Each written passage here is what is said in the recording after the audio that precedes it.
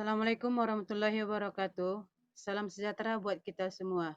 Baik anak-anak kami semuanya, khusus untuk yang kelas 12, di sini Ibu ingatkan kembali agar membuat grup WA untuk memperlancar pembelajaran daring kita saat ini.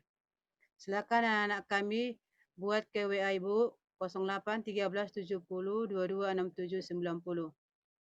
Oke anak kami semuanya, pada pertemuan sebelumnya kita sudah membahas tentang nilai-nilai HAM atau hak asasi manusia yang terkandung dalam sila-sila nilai Pancasila. Di sini berharapkan anak kami semuanya sudah dapat memahami apa yang sudah kita bahas pada pertemuan sebelumnya. Kemudian pada pertemuan kali ini kita akan lanjutkan materi kita tentang kedudukan HAM dalam Konstitusi RI. Di mana dalam Konstitusi RI juga memuat mengenai HAM sebagai berikut. Dalam Undang-Undang Dasar 1945, prinsip-prinsip HAM berdasarkan pembukaan Undang-Undang Dasar 1945 mencakup tentang 1. Kemerdekaan adalah berkat rahmat Tuhan Yang Maha Esa. 2. Negara melindungi segenap bangsa Indonesia dan seluruh tumpah darah Indonesia. 3. Negara memajukan kesejahteraan umum dan mencerdaskan kehidupan bangsa. 4. Negara ikut melaksanakan ketertiban dunia berdasarkan kemerdekaan, perdamaian abadi dan keadilan sosial. 5. Negara Indonesia adalah negara hukum berdasarkan Pancasila.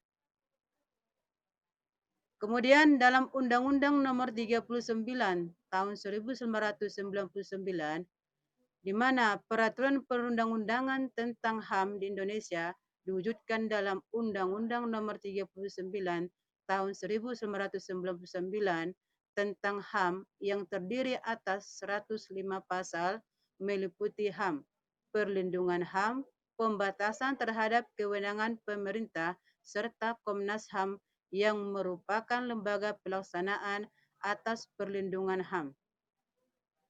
Dalam Undang-Undang Nomor 39 Tahun 1999, di sini akan menjabarkan tentang macam-macam HAM yang meliputi hak untuk hidup, hak untuk berkeluarga dan melanjutkan keturunan, hak mengembangkan diri, hak memperoleh keadilan, hak atas kebebasan pribadi, hak atas rasa aman, hak atas kesejahteraan, hak turut serta dalam pemerintahan, serta hak wanita dan anak-anak.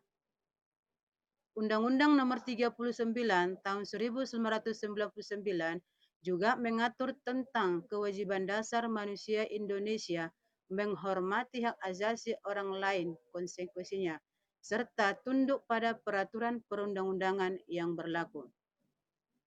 Berikut dalam Undang-Undang Nomor 26 Tahun 2000, di mana Undang-Undang Nomor 26 Tahun 2000 tentang peradilan HAM merupakan alternatif penyelesaian pelanggaran HAM yang berat di luar pengadilan. Menurut undang-undang ini, penyelesaian kasus pelanggaran HAM yang berat tidak berlaku sifat kedakwaan. Peradilan HAM yang berada di lingkungan peradilan umum dan berkedudukan di daerah kabupaten atau kota merupakan pengadilan HAM berkedudukan di setiap wilayah pengadilan negeri. Tangan dan wewenang pengadilan HAM adalah memeriksa dan memutus perkara pelanggaran HAM. Jika pengadilan HAM ini tidak sanggup menyelesaikan, menurut Undang-Undang Nomor 26 Tahun 2000, dapat dilimpahkan ke pengadilan HAM yang lebih tinggi, yaitu Pengadilan HAM ad hoc, atas usul DPR dan dengan keputusan Presiden. Jika pengadilan HAM ad hoc tidak dapat menyelesaikan juga, masalah tersebut dapat dilimpahkan kepada Komisi Kebenaran dan Rekonsiliasi yang pembentukannya sesuai undang-undang. Berikut dalam ketetapan MPR nomor 17 MPR tahun 1998, di mana secara konkret untuk pertama kalinya HAM dituangkan dalam Piagam HAM sebagai lampiran ketetapan MPR RI nomor 17 MPR tahun 1998 sebagai berikut.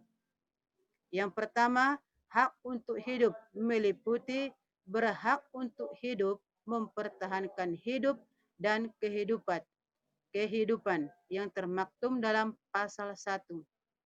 Yang kedua, hak berkeluarga dan melanjutkan keturunan meliputi membentuk keluarga, melanjutkan keturunan melalui perkawinan, termaktum dalam pasal 2.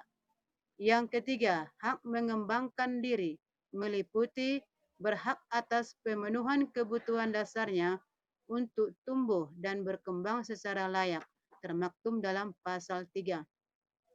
Kemudian berhak atas perlindungan dan kasih sayang untuk mengembangkan pribadinya, memperoleh dana, mengembangkan pendidikan untuk meningkatkan kualitas hidupnya yang termaktum dalam pasal 4. Kemudian berhak untuk mengembangkan dan memperoleh manfaat dari ilmu pengetahuan dan teknologi, seni dan budaya demi kesejahteraan umat manusia yang termaktum dalam pasal 5. Berikut, berhak untuk memajukan dirinya dengan memperjuangkan hak-haknya secara kolektif serta membangun masyarakat, bangsa, dan negaranya.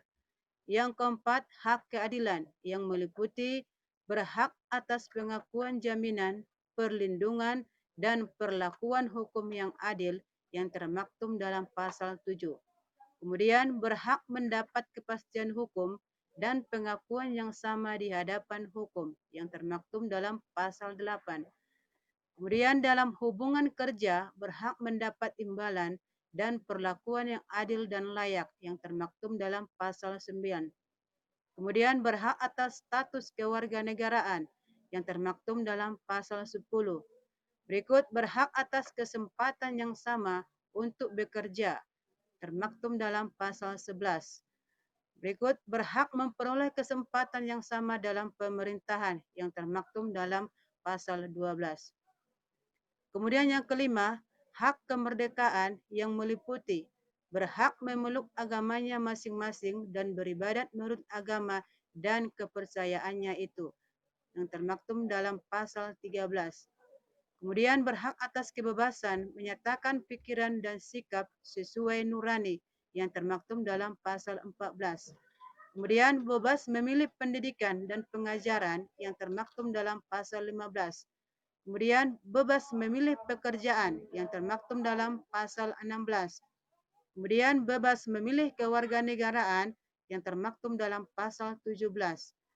Berikut bebas bertempat tinggal di wilayah negara meninggalkannya dan berhak untuk kembali yang termaktum dalam pasal 18.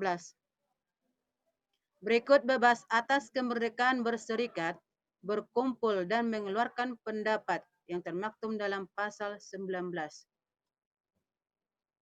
Yang keenam, yaitu hak atas kebebasan informasi yang meliputi berhak untuk berkomunikasi dan memperoleh informasi, mengembangkan diri dan lingkungan sosialnya yang termaktum dalam pasal 20. Kemudian berhak untuk mencari, memperoleh, menyimpan, mengolah, dan menyampaikan informasi dengan menggunakan segala saluran yang tersedia yang termaktum dalam pasal 21. Yang ketujuh, yaitu hak keamanan meliputi berhak atas rasa aman dan perlindungan terhadap ancaman dan ketakutan untuk berbuat atau tidak berbuat sesuatu yang merupakan hak asasi yang termaktum dalam pasal 22. Kemudian berhak atas perlindungan diri pribadi, keluarga, kehormatan, martabat, dan hak miliknya yang termaktum dalam pasal 23. Kemudian berhak untuk mencari suaka untuk memperoleh perlindungan politik dari negara lain yang termaktum dalam pasal 24. Berikutnya, berhak untuk bebas dari penyiksaan atau perlakuan yang merendahkan derajat martabat manusia yang termaktum dalam pasal 25. Berikut, berhak ikut serta dan upaya pembelaan negara yang termaktum dalam pasal 26. Yang kedelapan, hak kesejahteraan yang meliputi berhak hidup secara lahir dan batin yang termaktum dalam pasal 27. Kemudian berhak atas lingkungan hidup yang baik dan sehat termaktum dalam pasal 28. Kemudian berhak untuk bertempat tinggal serta berkehidupan yang layak, yang termaktub dalam pasal 29. Kemudian berhak memperoleh kemudahan perilaku khusus di masa kanak-kanak, di hari tua, dan apabila menyandang cacat, yang termaktub dalam pasal 30. Kemudian berhak atas jaminan sosial yang memungkinkan pengembangan dirinya secara utuh sebagai manusia yang bermartabat, termaktub dalam pasal 31. Kemudian berhak mempunyai hak milik pribadi dan hak milik tersebut tidak boleh diambil alih secara wewenang oleh siapapun, yang termaktub dalam pasal 32. Berikut berhak atas pekerjaan dan penghidupan yang layak bagi kemanusiaan, yang termaktub dalam pasal 33. Demikianlah pembahasan materi kita pada pertemuan kali ini. Kalau ada anak kami yang tidak paham dan yang perlu ditanyakan, silakan dibuat dalam kolom komentar. Ibu ucapkan terima kasih. Assalamualaikum warahmatullahi wabarakatuh.